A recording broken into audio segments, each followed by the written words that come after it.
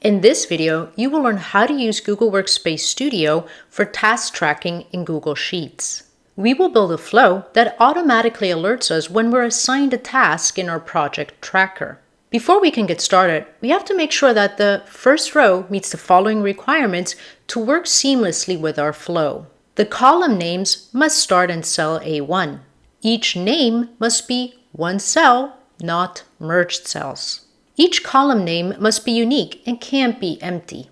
As we can see, the first row of our sheet meets these requirements, and we can get started with setting up our flow.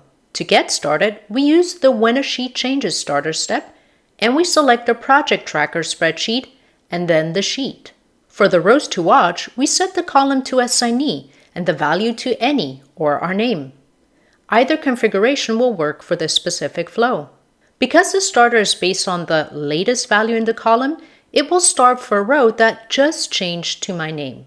For the new values to watch for, we set the column to assignee and the value to our name. Lastly, we set up the Notify Me in Chat step, making use of the variables containing information about the task we've been assigned. Let's turn on the flow and see it in action. In our tracking sheet, we are assigned a new task. After a couple of seconds, we get a notification on Google Chat about the task we've been assigned.